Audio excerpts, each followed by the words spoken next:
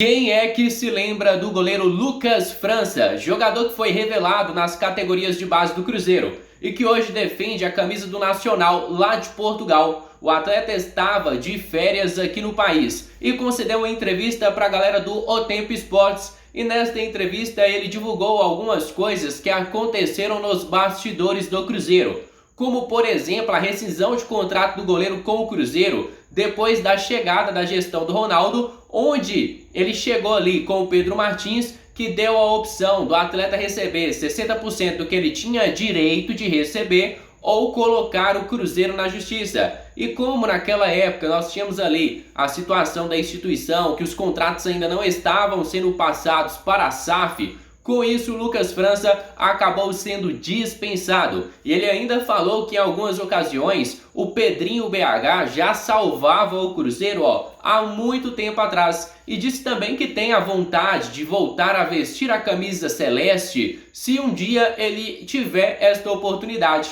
Hoje o Lucas França é titular em Portugal e está vivendo um dos melhores, se não o melhor momento da tua carreira. Eu vou colocar aqui na tela para vocês um resumaço das principais falas do goleiro nesta entrevista. Só que antes eu vou pedir a cada torcedor cruzeirense que deixem aqui o seu gostei, que se inscrevam no nosso canal, porque sua participação é de extrema importância para o nosso crescimento. Contamos demais com o apoio de vocês. Agora se liga nas principais falas do Lucas França. Parecia também, você já falou disso antes, mas eu queria falar sobre um personagem que hoje simplesmente é o dono da SAF do Cruzeiro, é o sócio majoritário da SAF do Cruzeiro, comprou das mãos do Ronaldo, que é o Pedrinho. Como que nesse tempo todo que você esteve no Cruzeiro, certamente você já viu, já teve algum tipo de contato com o Pedrinho que estava sempre por lá. Como que foi a figura do Pedrinho nesse período de dificuldade do Cruzeiro, nos anos que você estava no Cruzeiro? Bom, foi um momento que passamos de, além de dificuldade salarial, né, que às vezes atrasava 2, 3 meses, dificuldade também na gestão, né, do clube. Então, a gente passava em momentos que muitas vezes não tinha de onde tirar recurso. Né, o clube não sabia de onde que ir e tal. E aí sempre que, na hora que mais apertava o parafuso, vamos dizer assim, né, aparecia o Pedrinho. O Pedrinho ia lá, às vezes pagava uma folha salarial, pagava 1 mês, 2 meses. Então foi o cara que, nas maiores dificuldades que o clube viveu no tempo que eu estava lá, em relação a salários, a dificuldades, foi um cara que sempre chegou e estendeu a mão para ajudar. Você teve contato com outros aí personagens que voltaram, né? Tipo o Robertinho, por exemplo, considerado um dos melhores preparadores de goleiros do Brasil, se não o melhor, formou tanto goleiro bom, né? E a gente sempre comenta. Você tinha o Fábio, só que atrás do Fábio tinha uma galera, um tanto de goleiro bom pra caramba, cara. Tem você, o Rafael tá na seleção, você foi pra Portugal, tem o Vitor Eudes que tá no Fluminense agora também, tem o Gabriel. Como que era o trabalho no dia a dia com o Robertinho? É difícil mesmo, ele pegava no pé, como que foi isso aí e a importância dele pra você também? Cara, o Robertinho, sem sombra de dúvida, foi um dos melhores treinadores que eu já tive, né? Tanto profissionalmente, cara, a cobrança era gigantesca. Mas é uma cobrança que é positiva, entendeu? Se não tivesse essa cobrança, talvez o patamar que o Cruzeiro manteve de alto nível de goleiro por tantos anos, não seria alcançado. E o Fábio também pegava no pé, disse que pegava no pé, né? E vocês ele virou até padrinho, né? É de casamento ou de filho, não sei, de casamento, né? Exato, é meu padrinho de casamento. É até interessante, porque quando a gente sobe da base, a gente não sobe completo. A gente vai ter carências, vai ter coisas que a gente não sabe fazer bem. E quase todos os dias, todos os treinos que a gente vivenciava lá, era o Fábio chegando, chamando e falando, faz assim que vai ser melhor. Faz assim que é melhor pra você. A sua pegada tem que ser assim. Cara, faz em alta velocidade, alto nível. Faria pro Cruzeiro em algum momento? Você tem essa... Porque você sempre fala com muito carinho do Cruzeiro. E formou aqui. Claro que a gente nunca sabe o futuro, mas... Bate uma saudade de vez em quando? Você voltaria? Cara, vou ser bem sincero, né? Não tem pra que... Eu sou assim, meu jeito de ser. Eu tenho muita gratidão ao Cruzeiro por tudo que eu vivenciei, sabe? Tudo que eu sou hoje é graças ao Cruzeiro. Voltar é complexo falar, porque é uma coisa que não depende só de mim. Sim, claro. Né? Mas por que não, né? Eu acho que é um clube que pô, eu conheço tudo, conheço a casa, sei como funciona, sei como é.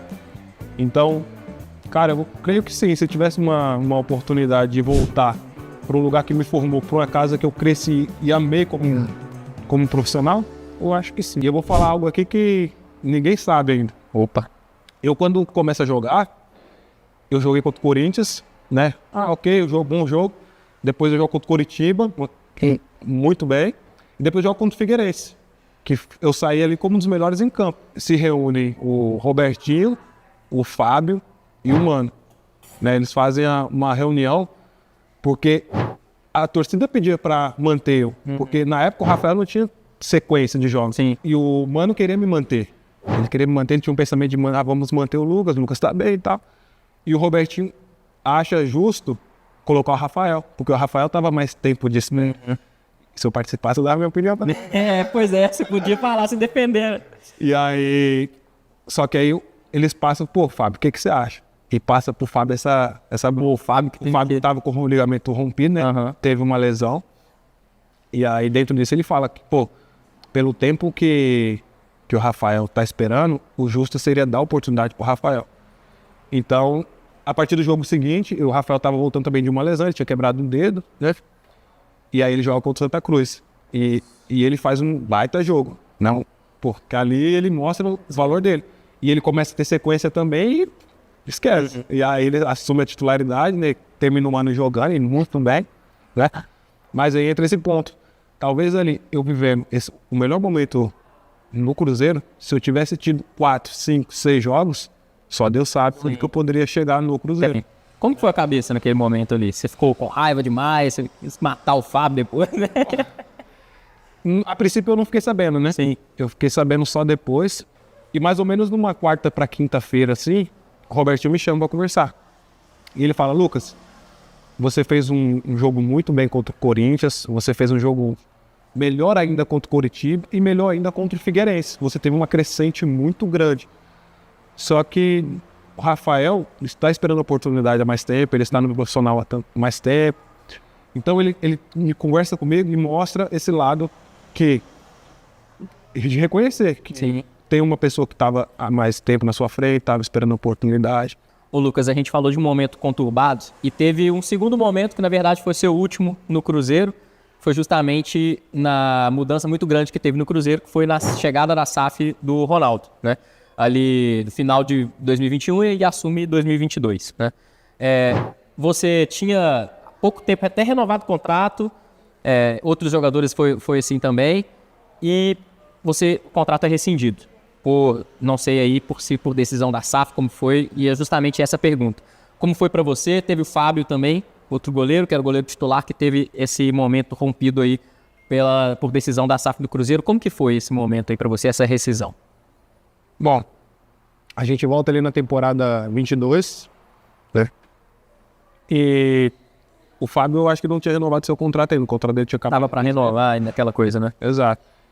E aí, ficamos sabendo que teve uma reunião entre eles e o contrato não foi assinado. Eu estava treinando como titular, né? Eu estava tendo essa oportunidade, vencendo esse momento, agora chegou a minha vez. Tem uma terceira reunião, e aí falaram que não ia renovar com o Fábio, né? Chegar um acerto. E aí eu chego ali e penso, agora chegou o meu momento de ser titular. Eu penso, agora eu vou viver meu momento, aproveitar. E aí dentro disso, né, ouço falar que Rafael Cabral era um dos goleiros que estava para vir para o Cruzeiro. E aí passa algumas semanas, ele chega e começa os treinamentos e tudo. E aí ele chega como está titular por toda a história que viveu, né? Só que durante os treinamentos com o Pesolano, não tinha titular, não tinha equipe titular. Tanto que tinha treinos que eu treinava como titular, tinha treinos que ele fazia como titular. Começa a aproximar do Mineiro, da estreia do Mineiro. O clube marca uma reunião comigo, né? Antes do jogo. Faltando uma semana. Me enviaram a mensagem e falaram, Lucas, você tem que passar na sala de um diretor. E aí eu chego lá na sala dele, ele me chama... Pedro, né? Pedro Martins. Pedro Martins. Que eu tinha... Era pessoas novas que estavam chegando no clube, eu ainda não tinha conhecimento de todos ali ainda. E aí ele chega eu chego na sala dele, ele me chama e fala, Lucas, infelizmente estamos aqui para rescindir seu contrato, o clube, com essa nova gestão, não conta com você. E eu fiquei surpreso, porque eu não estava esperando jogar, Sim. entendeu? Tava treinando muitas vezes como titular ali.